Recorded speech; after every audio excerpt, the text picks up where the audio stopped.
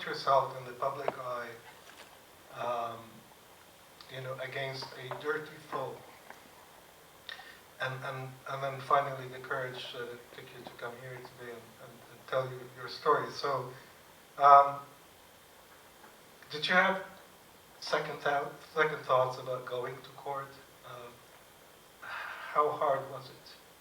The decision making, the actual process and all that, if you could shed some light on it. Thank you very much. Thank you for giving me the opportunity. And I will be telling this story a lot because we need to tell more stories like this. I think it's on us, all of us, to talk about this. I think people are uncomfortable to talk about it. And this is when we need to talk more about it so people can come out and tell stories. Doesn't matter where you're from. Doesn't matter what's your religion, what's your background. A lot of people are subject to those conversations. But they just simply decide to hide and not talk about it. And yeah, it wasn't easy, definitely. And he's right. He said it on the video. Muhammad has a lot to lose. And I don't have a lot to lose. Why is he coming after me? And in one video, he actually said that everything is fine as long as Muhammad doesn't come close to my children.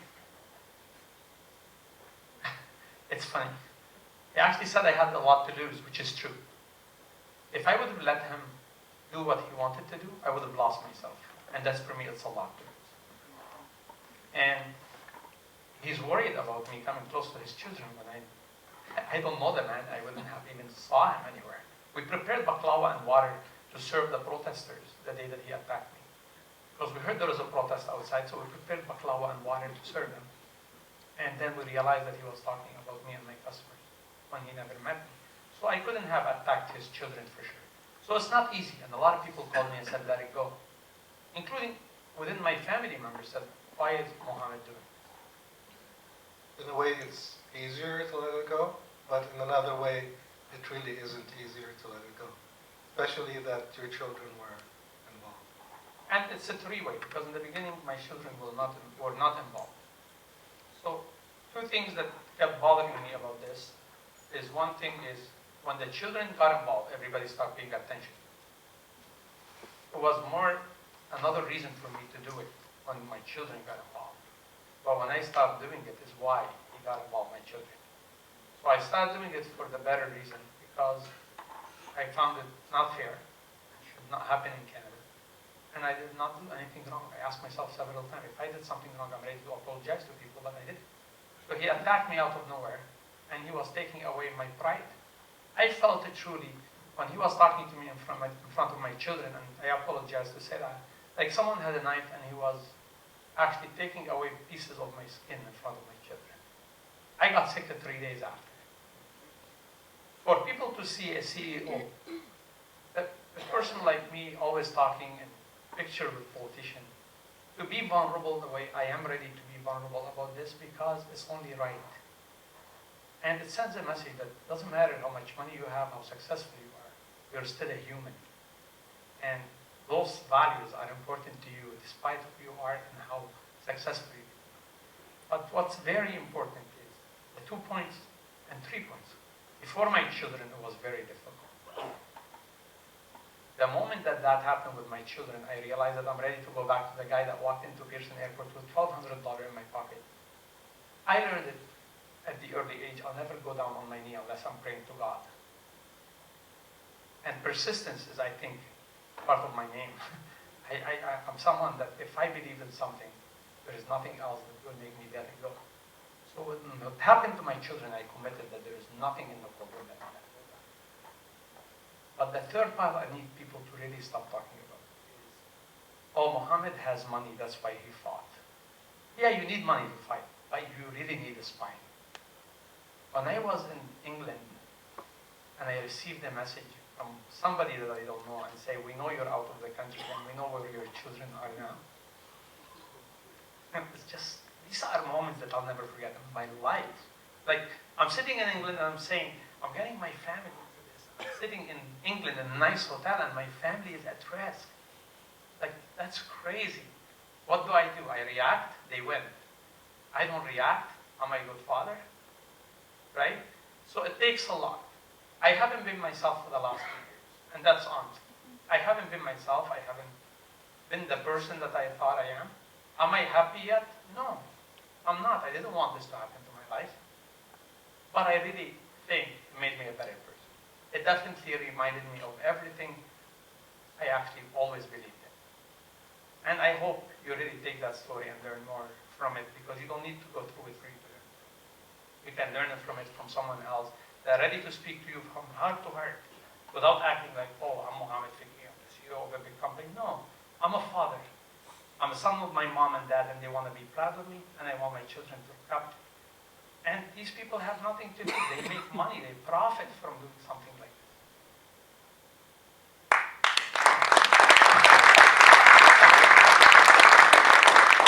But he picked the wrong guy.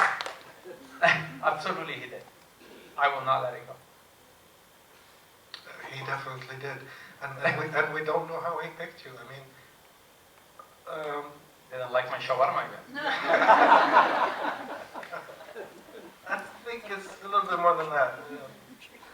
I would like to weigh in on where this man is coming from, to the extent that he did what he did. He did not know Muhammad. He was attacking what Muhammad was a symbol of, right?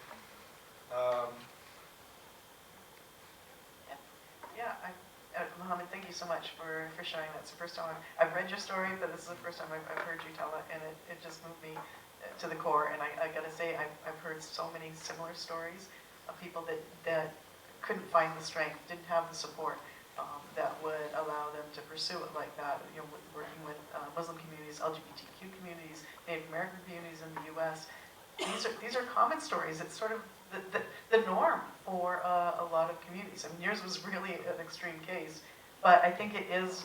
I think we have to acknowledge it's sort of the new normal for us in North America and certainly in Canada. It's not something we're used to, seeing the blatancy of the far right movement right now, and he is part of that.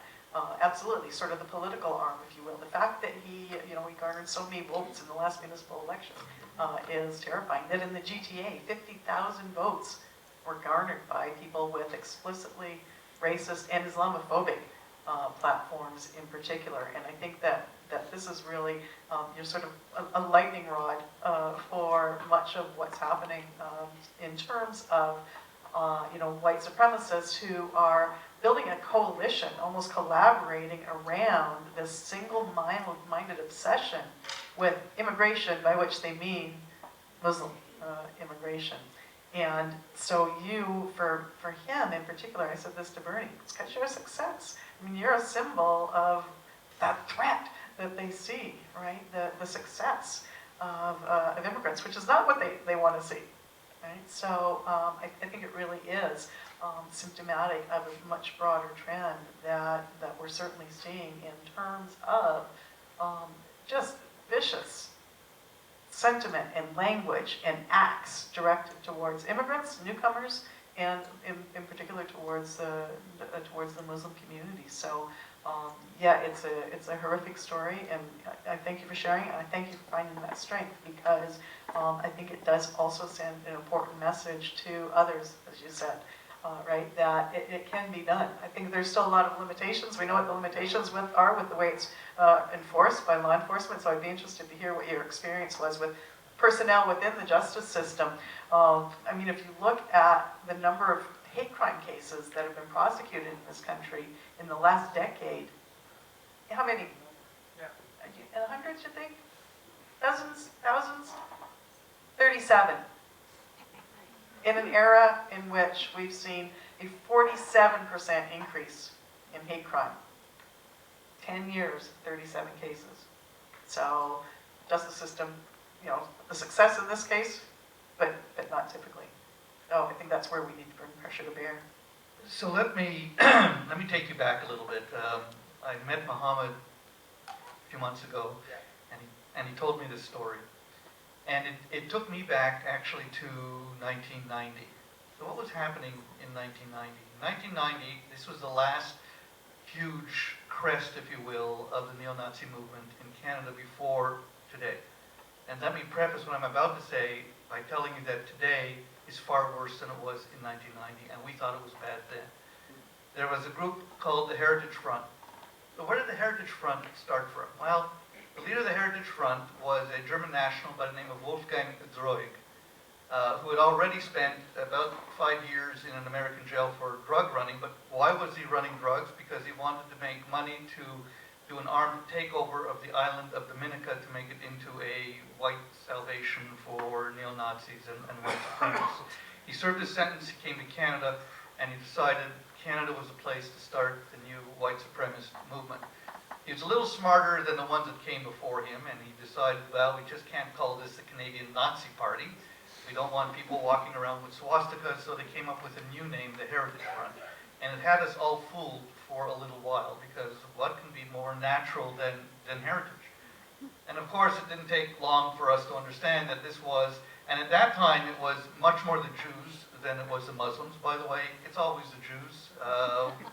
We're always the number one on the hate list. It's all our fault. But ironically enough, today it's Jews and Muslims, who, by the way, officially, their official spokespeople from their official organizations have never uttered a word to each other here in this country, which is something I've been trying to change for a while. So I don't want to go off on tangents, but I just find it ironic that the two most targeted communities in this country are communities that have yet to talk to each other. And that's something that we have to bear in mind. But the Heritage Front had a bit of a trajectory to a point where, in fact... We're going to blame the Jews. Pardon me? We're going to blame the Jews. Yeah. We said we blame the Jews for everything. There always has to be a scapegoat, right? But the Heritage Front did become a dangerous group. They engaged in demonstrations, one large demonstration outside of Parliament Hill in which there was violence, in which people were hurt, in which the leader of the youth wing of the Heritage Front was actually sent to jail for 8 months for kicking a demonstrator in the head, almost killing her. The stories are immense, and all you have to do really is read the Security Intelligence Review Committee's report. Once a mole from CSIS was injected into the Heritage Front in order to bring it down. And that's when we found out that there were actually death threats that involved a hit list of Jews in this country in which they were going to take out Jews a month at a time. And for better or for worse, I ended up being the #1 person on the hit list. And there was actually a plan to come to the Lippa Green building, which is where the Canadian Jewish Congress headquarters was at that time. They had weapons. They actually had guns with ammunition. And, I mean, Muhammad went through this in live time. I went through this after it was all exposed. But the fear and the intensity of that time is something that I've never forgotten. I had children at that time the same age as Muhammad's children. We had to have a password at school in case somebody tried to take them out. They had to know what the password was. We had to install a security system. It's a time that most people, thank God, do not have to go through. And yet, there were those that kept on insisting that this is something that will pass, because there are peaks and valleys. And what I think I learned in 1990 is that it passes, but it never goes away. And what we did was we lost sight of the immensity of white supremacy and white nationalism. And so after the Heritage Front kind of went away and disappeared, we thought, okay, we've dealt with that issue. And what people became more concerned about was Islamic terrorism, so-called, and people were obsessing with that, while white nationalism was building its roots once again here in North America. And today we are at a time where, with the use of social media, white supremacy, white nationalism has become the #1 danger, I believe, on this continent. And if you think about it, it's white nationalism that has caused more violence, more death than any other kind of terrorism, at least here in this country. They are actually walking into our places of worship and murdering us. Think about that. When I was the head of the Canadian Jewish Congress, the biggest fear I had is that somebody might walk into a synagogue and start shooting, and thank God that didn't happen. But it happened to our Muslim brothers and sisters 2 years ago in St. Foy, where Alexandre Bissonnette walked into the mosque in St. Foy, Quebec, and started shooting and murdered 6 innocent Canadians at prayer. And 2 years later, a crazed man by the name of Robert Bowers walked into the Tree of Life synagogue and murdered 12 Americans at prayer. And only a few months ago, another crazed individual walked into the Christ Church, 2 mosques in Christchurch, New Zealand, and murdered 50 people. And by the way, let's not forget that a crazed individual, an incel, whose roots are from white nationalist movement, drove down Yonge Street and murdered 14 Torontonians. This is a danger, a mortal danger to us all. And as Muhammad quite rightly said, if we choose to turn our back and don't find our spine, then danger and evil will probably find us. Thanks, really. Barbara, help us understand hate. You've been studying hate for a long time. How did you pick that subject? I don't know, even after 25 years or however long I've been studying, I think I still don't understand it very much. I mean, there was a particular sort of trigger that got me involved. I was teaching at the time at University of Southern Maine in Portland, Maine, and while I was there, there was a gay rights amendment on the referendum at the state level. And there was an uptick of violence against the LGBTQ community leading up to the referendum and following the positive results of that gay rights amendment. And so that's really what got me interested, was trying to understand how, you know, the politics of the day and the broader discussions that were emerging could impact that particular community. And so that's where I started, and sort of it followed me. When I moved to Arizona then, you know, working with so many Native American students, because we were right on the edge of Navajo Reservation. So we had so many Native American students, so their experiences drew me in. I was still in the US at the time of 9/11, and the reaction there toward the Muslim community drew me in to working with that community as well. So, you know, and so I see it more, I see it from the victim perspective, because I work with the targeted communities more than I do with the perpetrators. But especially when we're talking about, you know, sort of the organized right, I mean, it's a perception of threat. It's, you know, this great fear. Remember after Christchurch, we heard a lot about the Great Replacement. We heard at Charlottesville, you will not replace us, the Jews will not replace us. So this fear of being overtaken in cultural terms as well as demographic terms, you know, the great Muslim invasion of 3% of the population, it's a takeover.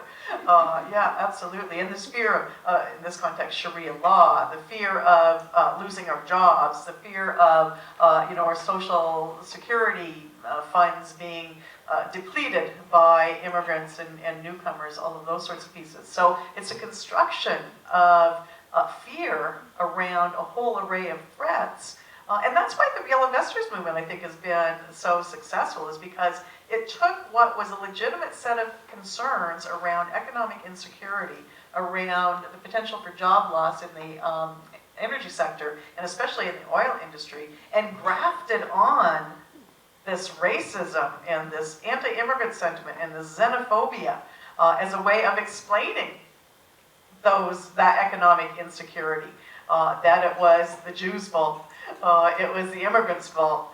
That's why, you know, we're experiencing this downturn, why we're at risk again. So a lot of it, you know, boils down to, you know, a perceived threat. And I think it's also something that, you know, we talk about, it never left.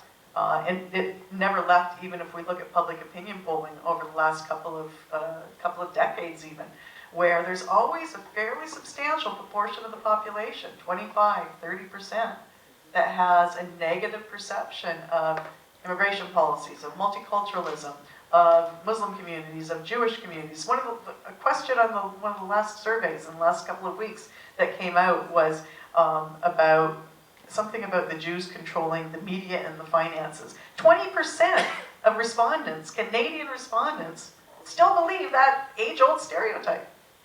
So, you know, what were some of the others?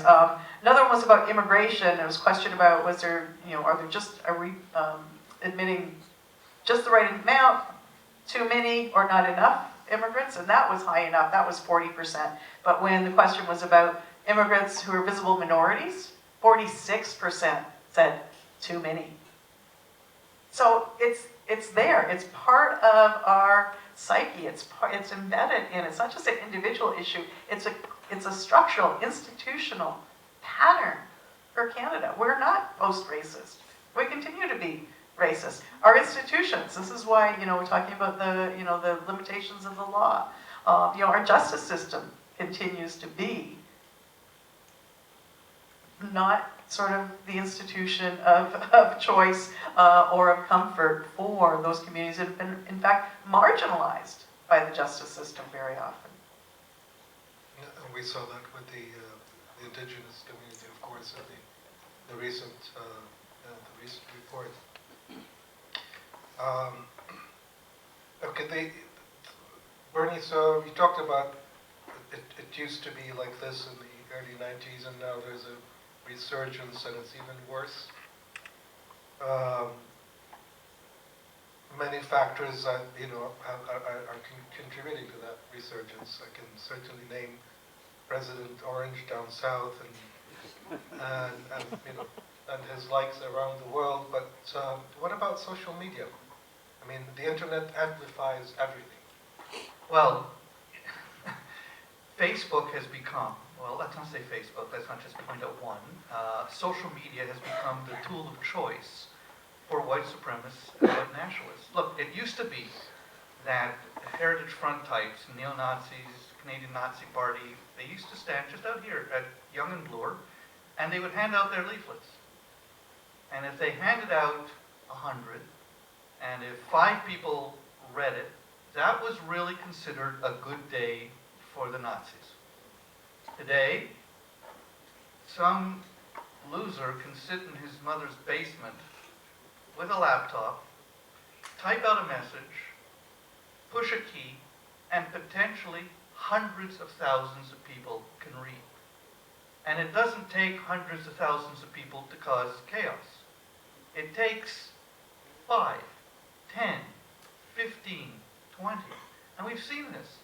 We saw it happen in Oklahoma City in the mid-90s. When Timothy McVeigh, one person, with the help of one other person, planted a bomb at the Alfred P. Murrah federal building and murdered 168 people, amongst them 60 children. And he was a white nationalist. So we've seen this time and again. And now, with the use of Facebook and YouTube and Reddit and Instagram, their ability to be able to reach out to so many more has increased, and I believe, quite seriously, that this is why we have seen such a significant increase in the numbers. These people learned how to play the social media game, and by the way, they were always very good at it. The first person to use, so remember the electronic bulletin boards that the internet was first set up with? Ernst Zundel. How many people remember Ernst Zundel? He was the most notorious and nefarious, here we can use the word properly, I googled it. Holocaust denier in the world. And he lived a 15-minute walk from here. And he learned how to set up one of the first hate sites ever, Zundel site, where young people could go. That's what brought me into this in the first place. When I was working at Canadian Jewish Congress, I had a call from a grade 10 student asking me about whether or not the Holocaust really happened, and I was stunned. And I remember asking her, where did you get this information? She's the first one that told me about Zundel's site. I was still trying to figure out email at that time.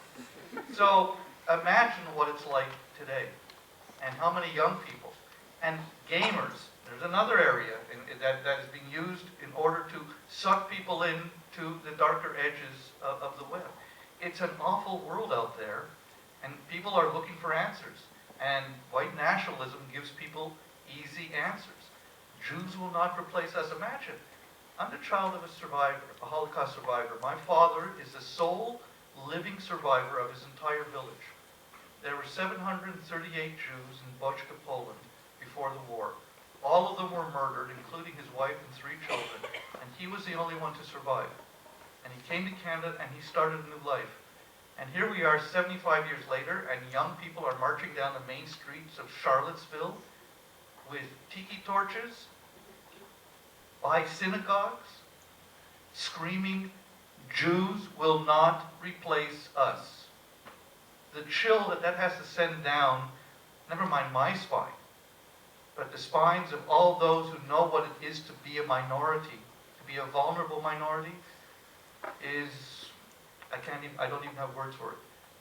And so the very fact that we have leaders who choose not to lead and not to open a mouth, my father used to say, you want to get something done, you got to open a mouth.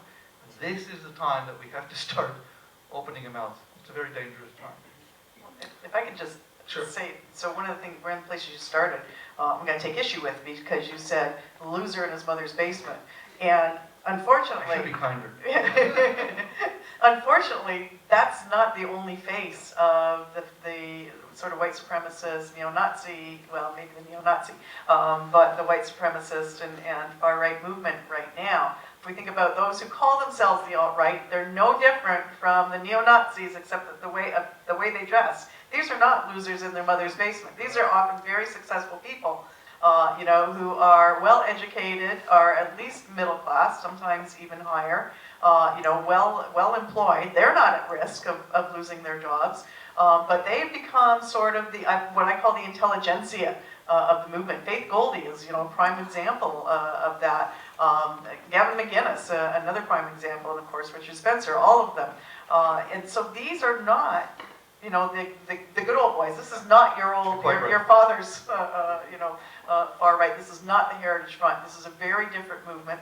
It's not a youth movement anymore, or only a youth movement anymore. It's middle-aged. Look at the yellow vesters. Look at the images, the pictures that we see at the rallies, where we have even Soldiers of Odin and Pegida and some of these other groups. They're middle-aged people now. So it really demands a different kind of strategy as well for countering it. It's not enough now to just go into the schools and have conversations with the kids. Somehow we have to get to people who are our age, right? And somehow have to get through to them about the dangers and the harms of these sorts of narratives. The labor movement, I think, is going to be really important. Has to play a role in that in terms of intervening in the workplace, reassuring. Because many of the threats are, even in Ontario, under this populist government, even the threats coming from the government are manufactured threats, manufactured crises, or not a crisis at all. But it's very convenient to use that language of economic insecurity to cloak all kinds of backroom deals and slashing of programs and policies that support those who most need them. It's all part of that trend. No, the only thing I wanted to add, because Roger sort of, in a bit of a comical way, noted the president down south, President Orange, as he calls him. But let us be clear, the latest resurgence, open and public resurgence of white nationalism happened, I believe, because of the President of the United States. I know that that's an incredible thing to say, but it's true. When Trump went public and said, oh, by the way, this thing in Charlottesville, there were really good people on both sides. My jaw dropped to the floor. You mean there were good Nazis? And he really has never backtracked from there. And so that was a blast of oxygen to white nationalism that they have never had before. They felt comfortable arising out of their dark corners and being proud in public. It is clear to me that that's why Charlottesville happened. It is clear to me that the latest attacks and murders that we have seen is yes, you can almost draw a straight line from the fact that a man of power has given them credence, has given them legitimacy, has given them credibility. And it is one of the reasons that when Faith Goldie, and we're going to talk a bit about her today, because Barbara's quite right. Between her and Kevin Johnston, they received 50,000 votes. Now, yeah, they came a distant third. It doesn't matter. Think about this. 50,000 people from the Greater Toronto area thought it was perfectly fine to put an X beside a neo-Nazi. a bigot, a racist, without thinking about it. Even if you were to say 20% of them didn't even know who they were voting for. Tens of thousands of people thought it was okay. Now, by the way, it's not the first time neo-Nazis ran in municipal elections. They do it all the time. How many people remember Paul Fromm, the granddaddy of racism and neo-Nazism in this country? He runs all the time. Gets 100 votes. Donnie Andrews, he's the former head of the Canadian Nationalist Party. He gets 80 votes. 50,000. There's a crisis here, my friends. There's a crisis here. But they're not the only politicians No, with that kind of messaging. Exactly. I mean, I say that, you know, the trend here predates Trump, but Trump, as you say, gave it the oxygen. You know, on our last Harper administration and during the last election, we saw more anti-immigrant and anti-Muslim sentiment than we ever heard. That's when Harper said, you know, the hijab was offensive. When he said that the greatest threat to the West is the Islamization of the West. These sorts of sentiments from the Prime Minister of the country. The difference, And then though, is Kelly Canadians Leach. rejected that. Yes. They did. Well, He was yes, out.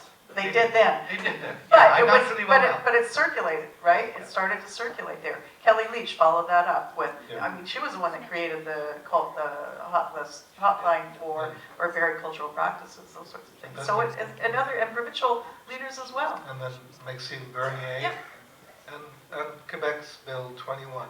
And this is the last point before we open the floor for questions. And I presume most people know about Bill 21 that prevents people in in positions of authority in Quebec to wear any religious symbols, whether it's a yarmulke or whether it's a hijab or it's a turban. Mohammed, how does this bill make you feel? Just proves what I was talking about. So more will remain silent. It's a wink. It says to the people on the other side, keep doing what you're doing. You can even do more because you know I'm not going to do anything about it. I had those conversations a couple of times the last 2 months, and people were saying, but that's Quebec. It's not. It's Canada. And we're supposed to be the beacon of harmony for the rest of the world. And we have an opportunity to be that. And I actually even thought to challenge the bill myself. I got in trouble already with my wife and my family, so I better stay in trouble. I know what that's about. But it's just because, like I always say, if we allow it, I think we're lucky to be living in these times, and maybe we're not, some of you think, but I think we are. It's an opportunity for us to stand out and stand up against this. We're lucky because we can make it easier on our children and next generation if we decide to do something about it. And if we don't, then don't try to make money to leave for your children. Don't try to do anything and do something, work hard, or teach them anything. We have nothing to teach them. If we witness Canada changing, our life is changing, our democracy changing, and we do nothing about it. Just before we go to the audience, I just want to make one final point, and it's just something for you to go home with. Last week there was a report released by the Canadian military looking into the fact that there may have been neo-Nazis and white supremacists in the Canadian military. So they discovered that from 2013 to 2018, the report was actually released in November. We just received it through a Freedom of Information request. There were 56 white supremacists, and we're not just talking people who didn't like other people. We're talking about really down-to-earth white supremacists in the Canadian military. And the response from the military was, well, it's really just 0.1% of the entire Canadian military, and so it really isn't an issue that we have to worry about. So take this home with you and chew on it. The Canadian military right now are training 33 white supremacists on how to use guns and how to use bombs, and they're getting first-class training in the Canadian military, and neither our defense minister nor the chief of the defense staff has said one word about why are they still there? Why aren't they being totally investigated? How is this possible in Canada? Ask your MP next time you have a chat with him or her. what's happening with that report. And to finish what I was saying about the Bill 21, again, I said I'm a businessman. I think Bill 21 is an opportunity one more time. You just said it.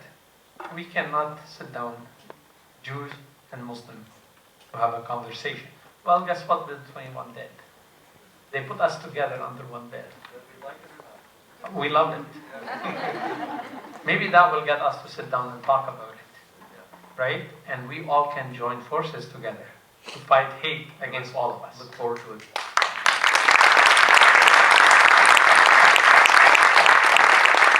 One last comment, and I'm sorry. I just want to let you know, around 10 years ago, the person who did my immigration paper in Canada, his name is Yehuda Levinson. He's a great lawyer. He's a friend of mine, and I got him very busy. And when the lawyer called me and said, you're doing your family trust, you have your wife, and a friend of yours, and who else? I picked Yehuda Levinson. I didn't need a lawyer. I needed someone I trusted. And I needed to send a message to my children. Befriend someone from a different religion. Get to know them. It will make us all better as a country. It will make my children better. And it will make the entire world a better place.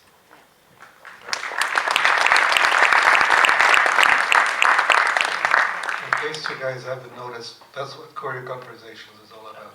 Just plugging in money. Okay, so we have mics that will go to around the room. I'll ask that you, when you ask a question, let's identify yourself, say what your name is, and we'll take it, from there. We've got Judy here.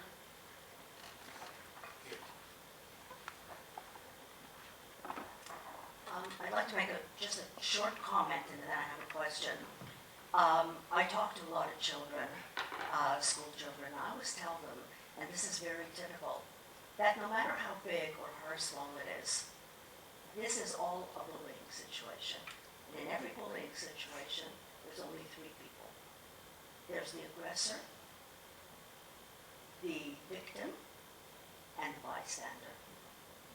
And it's up to every single person in this room, as a bystander, to do something to push this narrative forward. My mother, bless her, who's 95, can never understand what I have to do with somebody from Lebanon. What's it your business? And I tell her that in 1939, if people had stood up and said something, her family wouldn't have been killed at Auschwitz. Now, what I do want to ask is, this is not just, as we know, a Canadian problem. This is now spreading all over the world. Look at Venezuela, Poland, Hungary, all of these places around the world. Are you saying that it's the Trump initiative, or is this an inbred hate that will never, ever end? How many people have to die till we get a result? We were actually late to the party. This has been. I say it never ended here. It certainly never ended in Europe, and especially Eastern Europe. The momentum that's been building around the far right has been it preceded us by at least a decade, 15 years probably. So it's been slowly ramping up. There are, as you alluded, countries in Europe and now South America that where far right, extreme right parties are in power. They're not just popular; they're in power.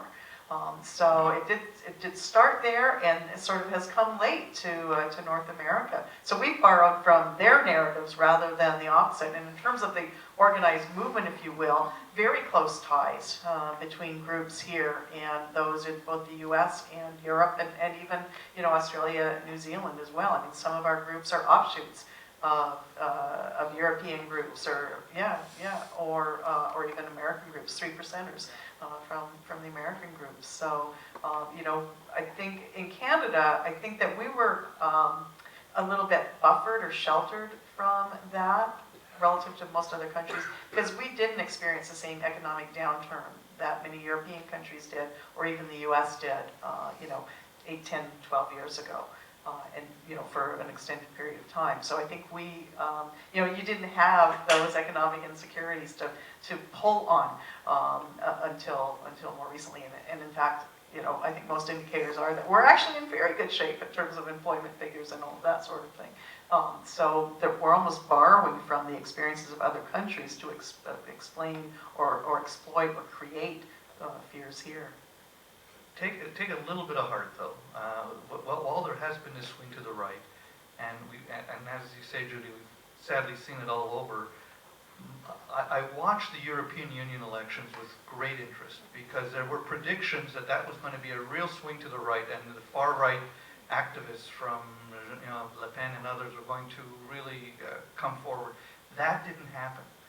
And that gives me a little bit of heart. Not a lot, because then I take a look again at Canada, and we see what happened in Alberta, and we see what's happened here in Ontario, and various other provinces that have swung to the right. But again, even in the height of kind of Trumpism, I still have some hope for at least this country. We'll see. I mean, I think October is going to be a very important time for Canadians. And I'm hoping it goes more the way of the European Union than it does the way of smaller nations that have decided to swing right. And it is a scary time. I mean, who do we have left in even Western Europe? Angela Merkel is almost finished, right? Macron is not really considered, the savior of France anymore. Heaven knows what's going to happen in the UK. I mean, that country is falling apart. This is not a pleasant time. So you have to, I think, try to figure out how to hang on to some of the positive elements. Yeah, and again, I think Trump just gave a validation.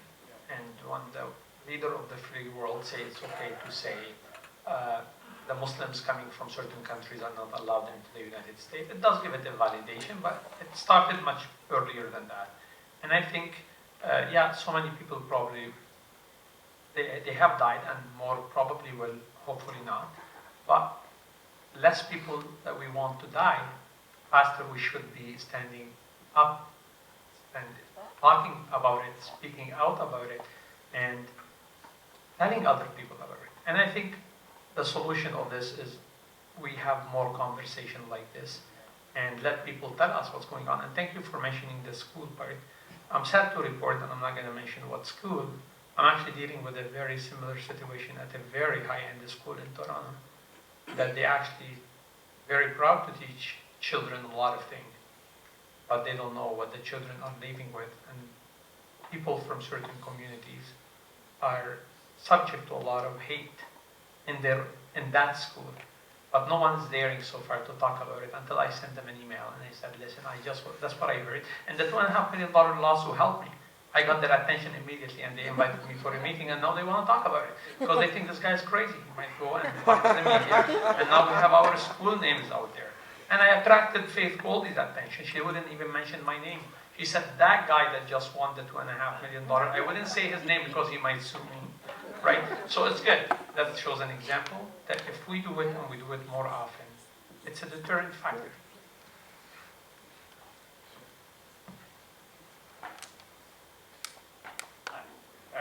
My name is Shahid Akhtar, and I'm the co-founder of the Canadian Association of Jews and Muslims. Bernie, you mentioned that Jews and Muslims are not talking to each other. I'm a witness to that. For 22 years, we have been trying to bring these two groups together for one simple reason. Because like Fakih said, that what he's talking about is not moot, not academic. It has happened to him. I too come to it from the dark side. That's when I founded the Canadian Association of Jews and Muslims.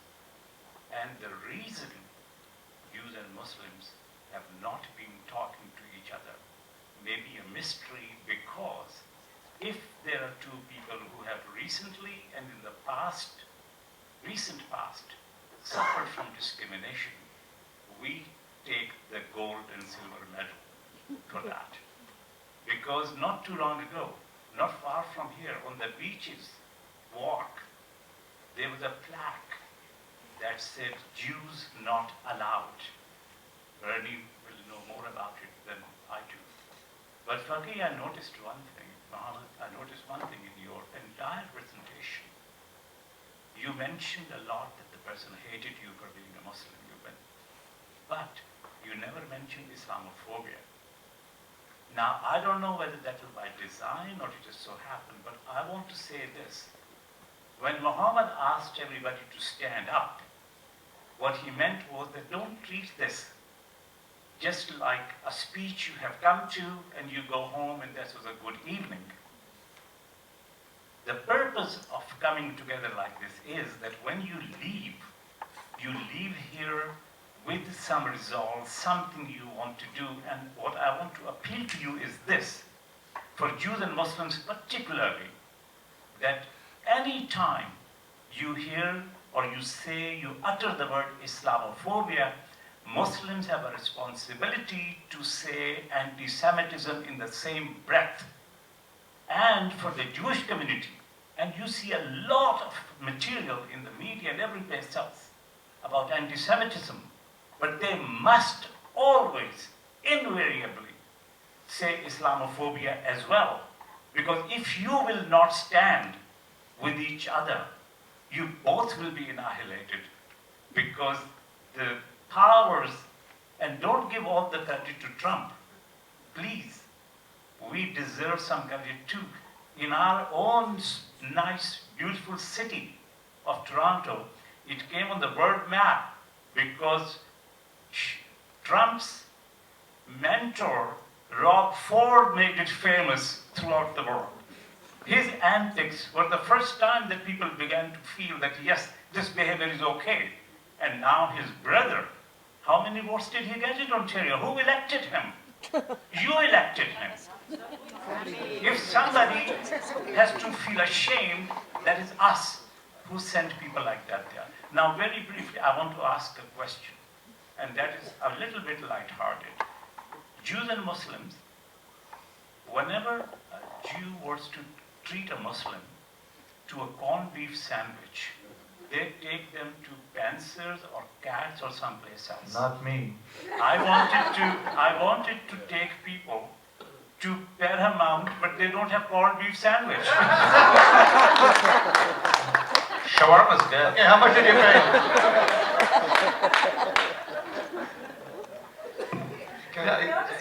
On the lighthearted piece of that, I agree. I love Paramount. I mean, I went there even well before I knew. That's all why I came here today. I want these guys to advertise If Paramount. we're going to talk corned beef sandwiches, and this, I don't know this guy at all. There is this little deli in Scarborough. Of all places, he is Sri Lankan. It's called Sumilicious. This guy's going to love me after tonight. It's in the middle of nowhere. It's like Steeles and Meadowvale, right? It makes and take it from me, I'm a guy who knows my smoked meat, the best smoked meat sandwich in the city. Forget the Center Street Deli, forget Panzers, forget, well, this is the place to go. So this is Canada. This Sri Lankan serves Muslims in a Chinese community the best smoked meat sandwich in the country. That is what Canada's all about.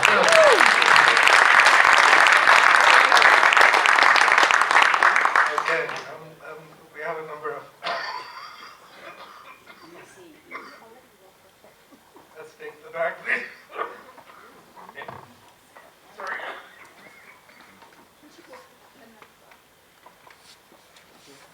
Good evening, everyone. My name is Kathy McDonald, and I'm glad I went after the gentleman that just spoke, because my comment is similar to what you're saying, but I actually want to expand on it.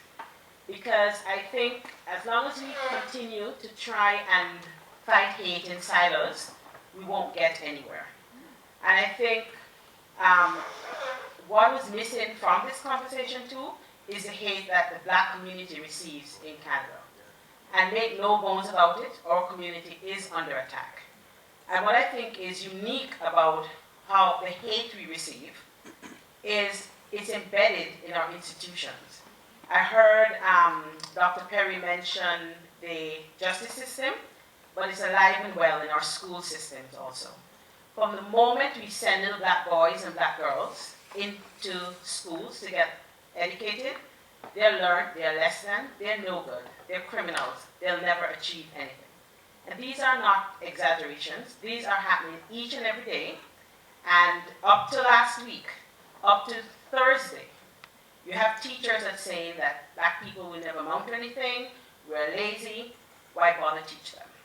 And I think as a Canadian society, we need to address all forms of hate, including anti-black racism. And we have to stand up like I believe, for example, any group that gets attacked, I am there to support and let my voice be heard to say no, hate is not enough. And I think when black children are being attacked in schools and we hear about them, or in the justice system, when we should have all the different cultural groups, religious groups, and to support these children and to support each other. So just like, for example, when Muslim brothers and sisters in Quebec were attacked, I'm actually from Brampton. So in Brampton, we went to a Mississauga mosque and had a circle of hands on. When our Jewish brothers and sisters attack, we do the same thing. And I think it's important for our communities to stop speaking just only within themselves, but to come together. Because I don't remember the exact point, but there was when they were talking about the Holocaust, and they were saying, first they came, I think it was for the deaf, but I wasn't deaf, so I didn't listen. They came for the Jews, I wasn't Jewish, I didn't listen. So by the time, they came for the Catholics, but by the time they came, for me, there was nobody there to support me. And I think a bit of that is happening now too, and we see ourselves as, we are hurting, but there are a lot of people hurting, and I think all of the injured need to get together, have conversations, and work as a united front, because one act of hate affects all of us. That's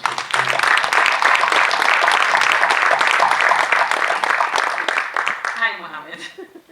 Hi, sorry, can I, Yeah, just be quick, please. sorry. I won't speak as long as Kathy has. I'm Noka Dekru. I'm very, very thankful for Mohammed and for what you did. I want to thank you all for putting this together. It's very important that we have this conversation, but just to, my colleague Kathy went into a little bit more detail about some of the things that we see in schools and things like that. But I think from my perspective, a lot of school boards these days, a lot of schools, and I know a lot of people mentioned education in their remarks. We're putting a lot of resources into equity work, into anti-racist policies, we're changing the framework through which we're delivering education. What are we missing? How do we take all of these resources that we're putting into classrooms and ensure that the lessons and the learning carry on through the years? Because people aren't born racist, and certainly in 2019, though we still have a lot of work to do, I know, Kathy, we are putting a lot of resources into, ensuring equity, ensuring respecting diversity, making sure inclusion, no bullying, all of those campaigns are there. How do we make sure that those lessons are carried through the years, through the middle-aged years, which is what we're seeing more of? Yeah, that's a great question. I think it speaks to what I was referring to earlier on about how if we're talking about organized hate, for example, it's sort of aged, but we forget that it's not where the kids learn these lessons. It's coming from adults, right? And so we do need to have. We've been talking about having these sorts of conversations. We're sort of talking to the choir here. I think, we're all on the same page. It's how you get, and it's really about the mushy middle, isn't it?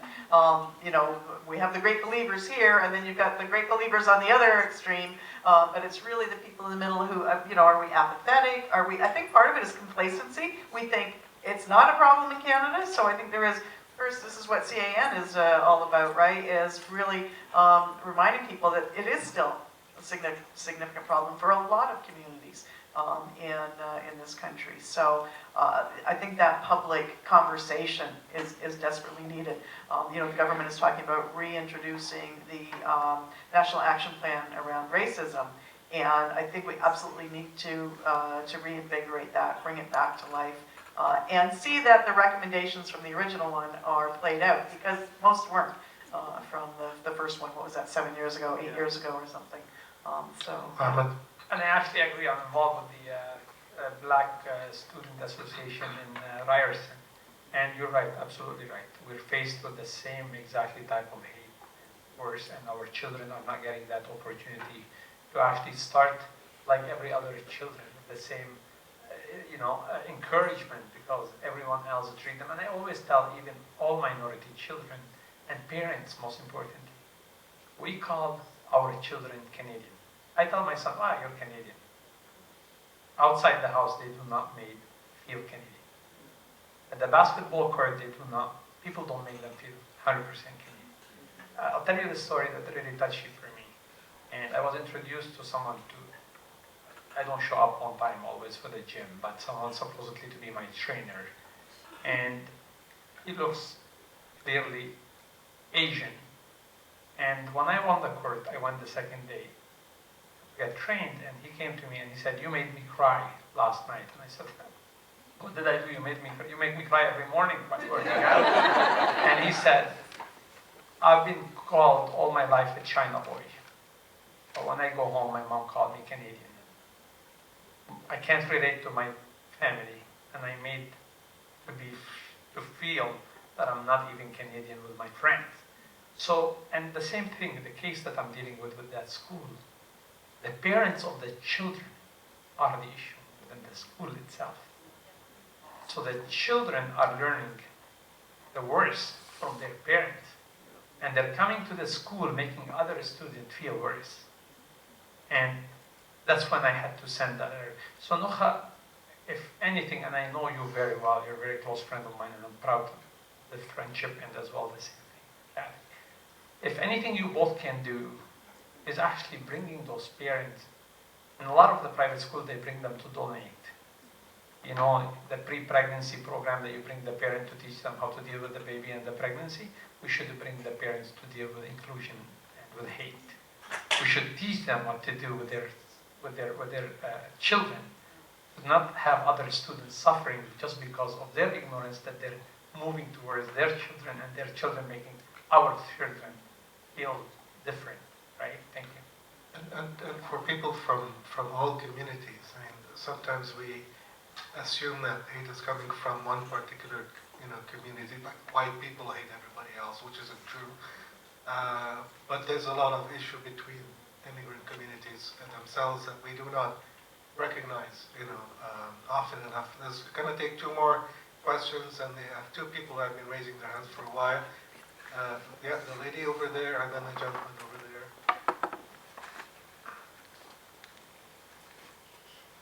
I want to bring into the conversation empathy. We're not addressing why these people feel so threatened. What is it? What can we say to them? How can we reach them? If they don't feel threatened, they won't feel so panicky and do these crazy things. Is there an answer? Does anybody know what to do? How do we reach the loser in the basement? You know what I mean? We have a lot of contempt for them just as they have contempt for us. And we need to reach there. Don't you think?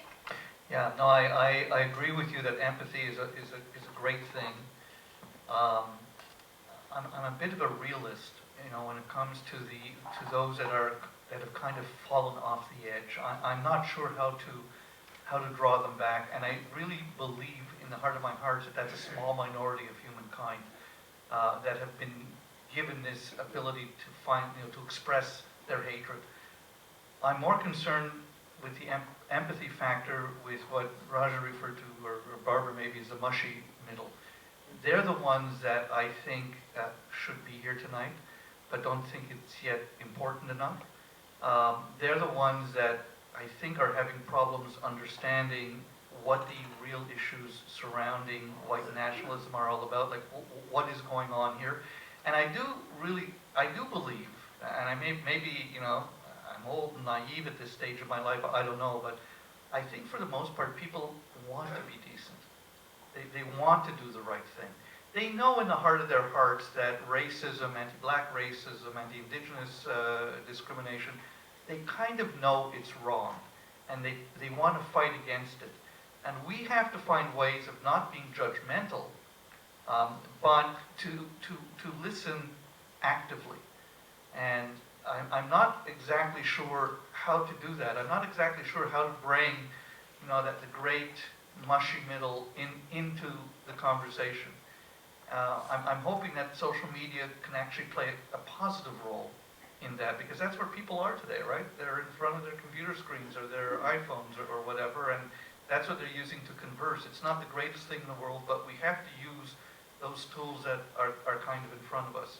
And if we can't get to them, that's, I think, really my biggest fear. So I hear what you're saying. I just want to add one last thing. I hear, Kathy, what you said as well, and you're quite right. So, and it's a discussion I have very often with friends of mine, especially people from the minority communities, people of color. I'm a white person. And I know that I've had kind of white skin privilege. I get that.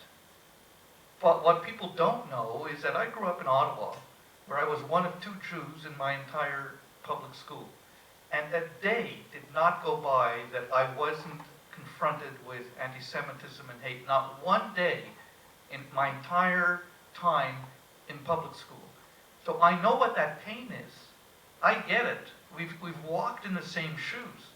But there are those in communities of color that would not accept that I understand that pain. So we have a conversation that we have to involve ourselves in to understand each other. So there's lots of miles to travel before we all sleep. Lots of miles to travel in just understanding each other's pain. And by the way, that goes just as well with the indigenous community, where we're arguing over whether or not the word genocide should be used in what happened to First Nations, Métis, and Inuit historically. That to me is like a shame. We should be concentrating on what happened to them historically, not the word itself. But Bernie, you've worked with former haters.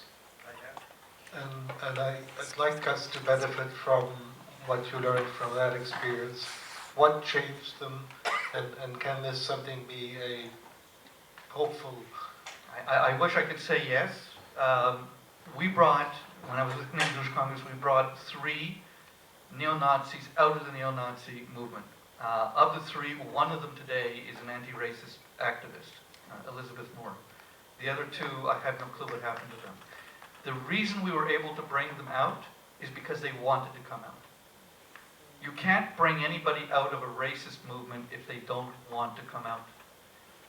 And so these 3 approached us at Canadian Jewish Congress and asked us for help. Now, it was a long journey for them, I have to say. It was a very difficult journey for them. I believe, knowing Elizabeth, that she still goes through periods of self-doubt and all kinds of things. But I wish I could say there was this sort of magic bullet that we could always use, or this magic pill that we could just swallow and it'll make us non-racist anymore. It's just not. I think, Kathy, your friend who just spoke after you, I think, Nufa? Nufa. Only Jews and Muslims can say the ch sound, right? I think you really hit the nail quite squarely on the head. Education is really where it's all about. Parents on the one side, education on the other.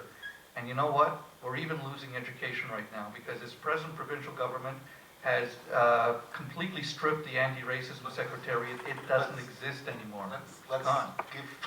Well, it's important. You know, it's important that we understand this. So we have a lot of work to do in terms of bringing people back to understanding that schools are an important part in teaching, togetherness. Can I just I just want to make a quick comment about the same sort of thing following up on that, is that there are a lot of farmers now working in this area We actually, one of my research assistants is a former, but he's very much involved, as are dozens of others, in organizations like Life After Hate and Against Violent Extremism, working with people who are on their way out, or even intervening with those who are on their way in to the movement too. Yeah, so I think that there is, and empathy does play a big role in the work that they do with the community. I mean, Dr. Perry and Bernie has a lot of academic experience in this. My solutions are very simplistic. I'm a restaurateur. I think part of the solution, we should dine more often together.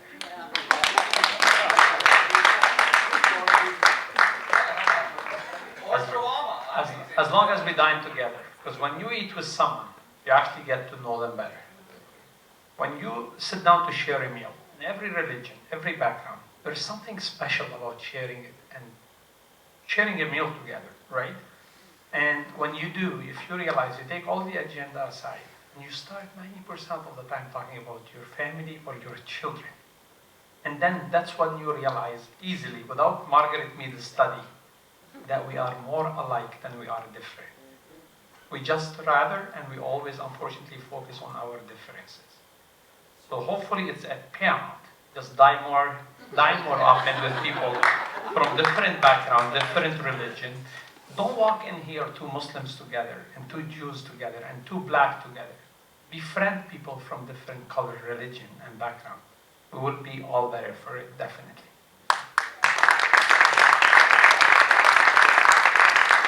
Okay, we will be taking one last question. But hold on, sir, 1 second. I just wanted to remind you that we have a surprise performance right after this, so do not even think about leaving. Yes, sir. Good evening.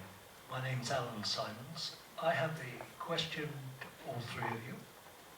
You've addressed tonight the issues with the far right. How about the far left? Are there any differences between them? And if they are, what are those differences? This is the second time, I think, in like the last three panels that I've had exactly that sort of question, and it's made me think about it. It reminds me of when I was doing the work on the far right, when we go and interview law enforcement about what was their perception of the far right, and they'd say, oh, we're not worried about them, it's the far left that we're worried about. Extremism of any sort is problematic, especially when it leads to violence, as we've seen with the extreme left in the Canadian context. Some of the Antifa, part of the Antifa movement, especially in Montreal, at some of the rallies, were themselves engaged in violence and, sort of public damage to, public police vehicles, that sort of thing. So, yeah, I mean, extremism is also an issue. It's not an area I follow very much. It's not an area I know much about, but, I would condemn the sort of violence they're engaged in as well. My late father used to say to me that it's not a straight line, extreme right and extreme left. They actually meet in the middle when it comes to this type of thing. I think, though, that we need to be a little bit careful because we have to define our terms. I know what the far right is, and I've seen the damage it can do. I'm not exactly sure what the far left is. I know what extremism is, coming from different political ideologies and that type of thing. I'm not a big fan of Antifa because I'm not a big fan of violence. But then again, I understand that sometimes people's emotions boil over to a point where they have to take it to your face. And I can tell you again, back in the 90s, there were street fights not far from here between the extreme right and the extreme left. And some will say, I'm not necessarily one of them, but some will say that the destruction or the downfall of the far right in Canada had to do with a bunch of elements. Court, academic research, and the fact that there were these far left street kids who took it to the far right and stood up to them physically. That's not my dream. My dream is that you can do this without violence. So I think we have to take a look at A, what definitions are, and B, I know the far left doesn't like to identify itself as being racist, But in fact, there are elements of racism within the far left. There's certainly elements of anti-Semitism that we've seen in the far left. So that there are kind of shared aspects there, and we have to be careful. Like Barbara, it's not been my area of study, but I do know the impact that it has had. And I think we should be careful, and we should be able to recognize extremism wherever it is. You know, I just end with this thought.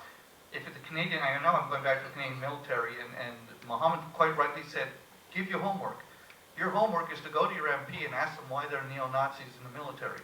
And ask them this, if they were ISIS members identified by the Canadian military as being, 30 ISIS members are in the Canadian military, how long do you think that they would be there? But it's okay for 30 neo-Nazis to be there? This is a question that you have to ask your MP. That's your homework. That's it.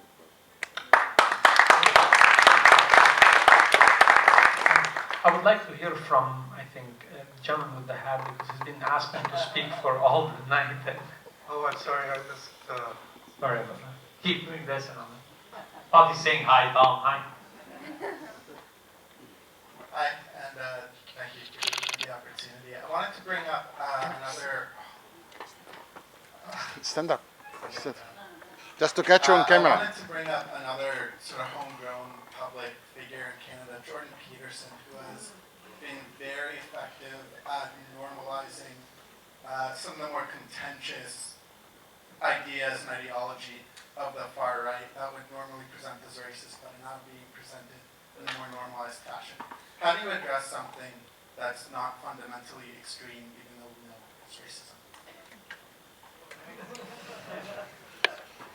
Yeah, and I think that there haven't been very many, he had that public debate against David Trump. So it wasn't really, sort of two sides going, yeah. Two sides of the right. Yeah, yeah, going out. I think, he needs to be subject to that sort of, public context, public venue, when he does have to justify himself against someone who is equally as articulate, because that's his real gift, right? He's so articulate. I'm not even convinced he believes half of what he says, but it gets a rise, and it really, garners him this attention. I think in the beginning, especially when he started with the gender identity, gender expression stuff, he realized he was onto something there, hitting the hot buttons of people on the far right, and really getting a powerful reaction there around, questions of political correctness, all of that sort of thing. So I think, he needs to be challenged to a duel on the public stage by someone who, is equally committed and academically informed, and yet vigorous and articulate, who, doesn't espouse the same narratives that he does. And I think that could be his downfall. And I think that's why he's not agreed to anything like that. And by the way, he's not the only academic in Canada that harbors these kinds of views. There was an academic, Ricardo, I can't remember his last name, at the University of New Brunswick, who just very recently was exposed for his views, and he kind of resigned his tenureship and took retirement, and nobody's going to say, who cares, right? He's gone, goodbye, good luck. But Jordan Burleson, Barbara's quite right. He's going to be a very difficult person because he is articulate. Stephen Molyneux is another individual that has normalized kind of a white nationalist thought, and they're very careful. They kind of walk the line, and then sometimes they tip themselves over, and you go, aha, but then they kind of come back again. And it's something that we've never really seen before. This is a new phenomenon. It's not in your face, but it is kind of in your face. And we haven't quite figured out the best way to deal with this. And I think that I think this is where the responsibility for other academics come in. Jordan Burleson is a quote-unquote respected professor right here at this university. How many professors right here at this university have agreed to try and take him on, and to actually engage him? I don't know of any. David Frum, and I wasn't there, and I wasn't a big fan of that debate. I thought it gave him an unnecessary stage, in the same way that Stephen Bannon was here, and we gave him an unnecessary stage. I think that's awful. It's not a matter of free expression. We don't have to give these private individuals the stage. We don't have to give them the bullhorn if we choose not to do that. And yet we are, because it sells seats, right? People line up around the corner to get in to hear both Burleson and not Burleson, Peterson and Bannon. So this is a problem for the future. We're going to have to figure out how to deal with this appropriately, and we're not there yet. You guys sold seats today too. Well, that's good.